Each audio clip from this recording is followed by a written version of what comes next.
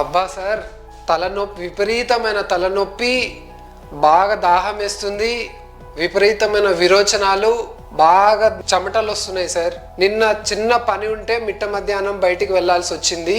So దీనికి ఏమన్నా solution చెప్పండి సార్. మన శరీరంకి ఉష్ణోగ్రత తగ్గించే శక్తి ఉంటుంది. ఎక్కువ సమయం మనం ఎండలో తిరిగినప్పుడు వడదెబ్బ తగిలే ఛాన్సెస్ బాగా ఎక్కువ ఉంటాయి.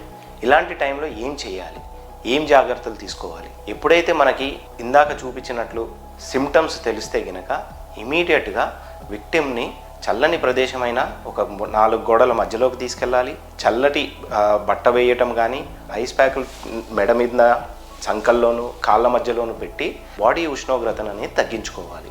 ఇమీడియట్గా స్పృహలో ఉన్నప్పుడైతే మాత్రం నీరు తాపియాలి. ఆ నీరు కూడా ఎలాంటి నీరు? నిమ్మరసము, ఉప్పు కలిగి ఉన్న నీరుని సేవించాలి. ఒక్కొక్కసారి విక్టిమ్కి ఏమవుతుంది, స్పృహ తప్పి పడిపోతాడు. స్పృహ తప్పినప్పుడు మాత్రం ఎలాంటి ద్రావకము నోటి ద్వారా కానీ ఇవ్వకూడదు. ఇమీడియట్గా నియర్ బై ఉన్న హాస్పిటల్లోకి తీసుకొని వెళ్ళాలి.